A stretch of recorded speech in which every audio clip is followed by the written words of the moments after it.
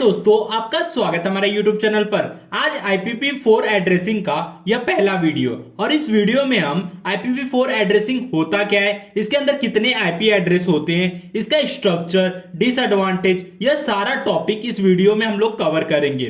तो IPv4 addressing पढ़ने से पहले कुछ बेसिक कॉन्सेप्ट है, पहले वह देख लेते हैं, जिससे आपको IPv4 एड्रेसिंग पढ़ने में थोड़ा भी प्रॉब्लम नहीं होगा। तो चलिए वीडियो स्टार्ट करते हैं। तो सबसे पहले हम लोग IPv4 एड्रेसिंग का फुल फॉर्म जान लेते हैं। तो IPv4 एड्रेसिंग का फुल फॉर्म होता है इंटरनेट प्रोटोकॉल वर्जन 4। तो हमारा पहला कॉन्सेप्ट है, एक बिट दिया हुआ है तो एक बिट से कितने कॉम्बिनेशन बन सकते हैं। 01 हमारे पास बाइनरी नंबर है, तो 01 से एक बिट है तो एक बिट से दो कॉम्बिनेशन बन सकते हैं, या फिर 0 या फिर 1। तो 2 द पावर 1, 2 द पावर 1 का मतलब 2, तो मतलब एक बिट से 2 द पावर 1 कॉम्बिनेशन बन सकते हैं। वैसे ही दो बिट से कितने, 2 द पावर 2 कॉम्बिनेशन, मतलब 4 कॉम्बिनेशन। क्या है 4 कॉम्बिनेशन? 00, 10, 01, 11। सेम इसी तरह 3 बिट से 2 the power 3 combination, 2 the power 3 combination मतलब 8 कॉम्बिनेशन। तो क्या 8 कॉम्बिनेशन है? 000, 001, 010, 011, 100, 101, 110, 111। तो ये हमारे पास 3 बिट से 2 द पावर 8 कॉम्बिनेशन है। ऐसे ही n बिट से कितने कॉम्बिनेशन हो गए? 2 द पावर n। तो ये हमारा था बेसिक पहला कॉन्सेप्ट। अब बढ़ते हैं अपने सेकंड कॉन्सेप्ट की तरफ। अब देखिए, 2 बिट दिया है, 2 बिट से हम लोग कितने कॉम्बिनेशन बना रहे हैं? 2 द पावर 2 मतलब 4 कॉम्बिनेशन, 00, 01, 10, 11। ऐसे 3 बिट से 2 द पावर 3 कॉम्बिनेशन मतलब 8 कॉम्बिनेशन। वैसे n बिट से कितने होंगे? 2 द पावर n कॉम्बिनेशन। तो ये मेरे पास ये नंबर है, तो मैं इसको क्या करूंगा, इसको लिख देता हूं 2 द पावर n।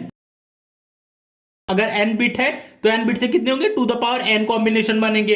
अगर 2 बिट है, 2 बिट में से अगर हम लोग पहला बिट फिक्स कर देते हैं, पहला बिट फिक्स कर देंगे, 0 अगर फिक्स कर देते हैं, तो ये कितने पार्ट में डिवाइड होता है? 2 पार्ट में डिवाइड होता है। कौन कौन सा? एक तो 00 और एक 11। पहला बिट फिक्स करने से क्या हो रहा है? एक तो 00 कॉम्बिनेशन फिक्स हो रहा है और एक 11, मतलब 2 पार्ट में डिवाइड हो रहा है। सेम 3 बिट का कॉम्बिनेशन है। इसमें अगर मैं 2 बिट को फिक्स करता हूं, पहला बिट और सेकेंड बिट, तो कितने पार्ट में डिवाइड होते हैं? अब देखिए, 00, 00 मतलब एक पार्ट ये बन गया, 01, 01 दूसरा पार्ट हो गया, 10, 10 तीसरा पार्ट हो गया, ये चौथा पार्ट हो गया, 11, 11। तो अब देखिए, अगर हमने 2 बिट फिक्स किया, कितने पार्ट फिक्स हो रहे? 1, 2, 3, 4, मतलब 4 पार्ट में डिवाइड हो जा रहे हैं। तो मैं इसका नंबर भी लिख देता हूं, ये हमारा हो गया P1, पार्ट 2, पार्ट 3, पार्ट 4। मतलब अगर हम 2 बिट फिक्स करते हैं तो कितने 4 पार्ट में डिवाइड होता है। अगर हम लोग 1 बिट फिक्स करते हैं तो उससे मतलब 2 पार्ट में डिवाइड होता है। ये देखिए, P1, P2 2 पार्ट में डिवाइड हो गए। ऐसे ही अगर हमारे पास n बिट दिया हुआ है, ये देखिए मैं यहां लिखता हूं n बिट दिया हुआ है, तो n बिट में अगर हम लोग k बिट फिक्स कर देते हो तो कितना पार्ट बचेगा? n minus k bit fix हो जाएगा। n बिट दिया हुआ है, n बिट से हमने कितने कॉम्बिनेशन बनाए? 2 द पावर n।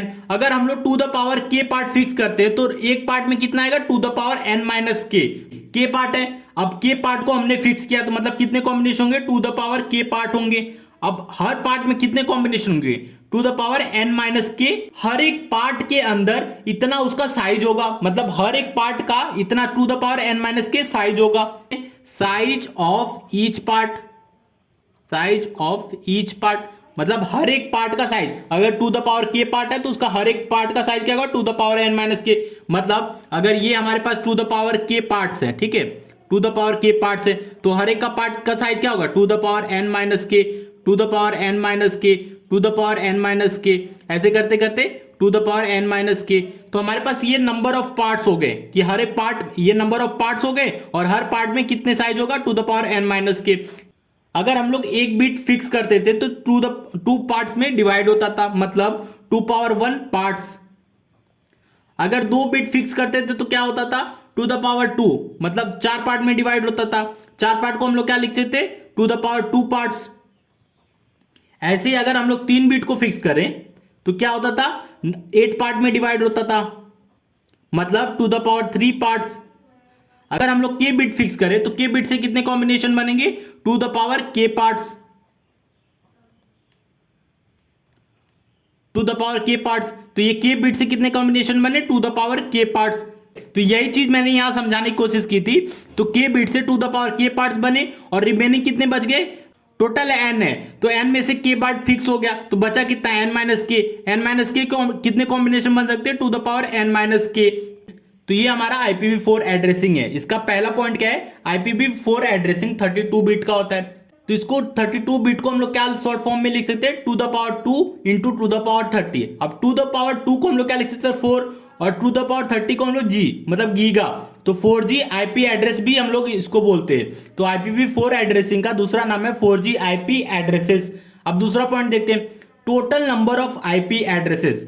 तो अब IPv4 एड्रेस में कितने नंबर ऑफ IP एड्रेस होंगे। अब देखिए 32 बिट है, 32 बिट से हम लोग क्या बनाते हैं, 32 कॉम्बिनेशन, मतलब टू द पावर 32 कॉम्बिनेशन। तो मतलब इसके अंदर two the power 32 IP addresses होंगे। टू द पावर 32 को हम लोग क्या लिख सकते हैं, two the power 2 into two the power 30, मतलब 4G, तो 4 लिख दिए इंटू जी। गीगा को हम लोग क्या लिख सकते हैं, 1024 गुड़े 1024 1024, मतलब 1K गुड़े 1K इंटू 1K। अगर 3 बार 1K से मल्टीप्लाई कर दे तो हमें मिल जाएगा। अगर इन सबको आप कैलकुलेशन करेंगे तो कुछ 429 करोड़ के आसपास वैल्यू आएगी, और इसको हम लोग शॉर्ट फॉर्म में लिखते हैं 4.3 बिलियन। तो ये था total number of IP address. अब हमारा थर्ड पॉइंट है, initially in 1980s IP addresses was divided into 2 fixed part. मतलब 1980 के आसपास IP एड्रेस 2 पार्ट में डिवाइड हुआ था, एक था नेटवर्क ID और एक था होस्ट ID। तो नेटवर्क ID के अंदर हम लोग 32 बिट है, 32 बिट में से 8 बिट हम लोग नेटवर्क ID को असाइन किए थे, और 24 बिट हम लोग होस्ट ID को असाइन किए थे।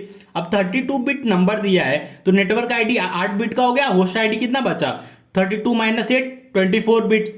अब नेटवर्क ID जो है 8 बिट का है, तो 8 बिट से हम लोग कितने नेटवर्क बना सकते हैं, टू द पावर 8, मतलब 256 नेटवर्क बना सकते हैं। वैसे ही 24 बिट दिया है, तो 24 बिट मतलब इससे कितने कॉम्बिनेशन बना सकते हैं, टू द पावर 24 होस्ट पर नेटवर्क। होस्ट पर नेटवर्क क्यों बोल रहा है, होस्ट का मतलब आप कंप्यूटर भी समझ सकते हैं। अगर हम लोग को क्योंकि एक कंप्यूटर को हम लोग एक IP एड्रेस असाइन करते हैं, तो इतना कितना है, टू द पावर 24 होस्ट पर नेटवर्क है। मतलब कि हमारा एक नेटवर्क के अंदर टू द पावर 24 होस्ट आएंगे। तो टू द पावर 24 को हम लोग क्या लिख सकते हैं, two the power 4 into two the power 20।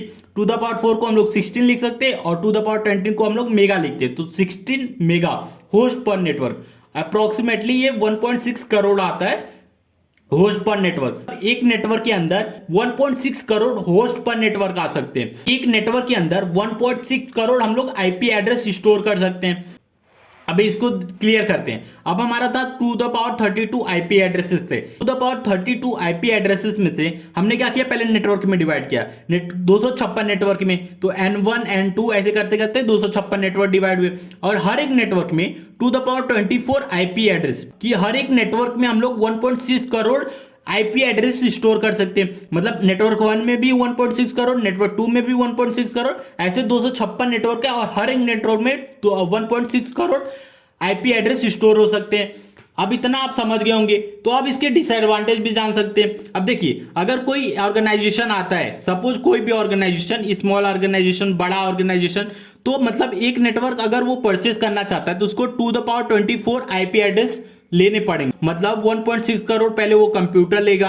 अब 1.6 करोड़ कंप्यूटर की उसकी जरूरत भी नहीं है, फिर भी 1.6 करोड़ उसको लेना पड़ेगा, तभी उसको ये नेटवर्क मिल सकता है। मतलब एक नेटवर्क में उसको two the power 24 IP address मिलेंगे। मतलब ये लेने से पहले आपको क्या करना पड़ेगा, 1.6 करोड़ पहले कंप्यूटर लेना पड़ेगा। स्मॉल ऑर्गेनाइजेशन है, उसको जरूरत है 1000-2000 IP एड्रेस की, तो वो 1.6 करोड़ IP एड्रेस क्यों लेगा। तो ये तो इसका ड्रॉबैक हो गया ना। इसका डिसएडवांटेज क्या है, there are only 256 network and even a small organisation must buy a 16 million computer to purchase one network. क्या बोल रहा है कि अगर देखिए एक नेटवर्क के अंदर 16 मिलियन मतलब 1.6 करोड़ IP एड्रेसेस, अगर एक ही स्मॉल ऑर्गेनाइजेशन आता है, उसको जरूरत है 1-2 लाख IP एड्रेसेस की, तो वो क्या करेगा, अगर उसको IP एड्रेस चाहिए तो उसको एक पूरा नेटवर्क परचेस करना पड़ेगा, और एक नेटवर्क में 1.6 करोड़ IP एड्रेसेस है, तो वो तो उसके लिए मतलब बाकी सारा जो IP एड्रेस बच रहे हैं वो सारे वेस्टेज हो रहे हैं। तो यही इसका सबसे बड़ा ड्रॉबैक है कि इसमें वेस्टेज बहुत ज्यादा IP एड्रेस होते थे, या फिर उनको मिलते, स्मॉल ऑर्गेनाइजेशन को ये नेटवर्क मिलते ही नहीं थे। तो ये था IPv4 एड्रेसिंग का पहला लेक्चर। तो वीडियो अच्छा लगा तो प्लीज वीडियो को लाइक और हमारे चैनल को सब्सक्राइब कीजिए।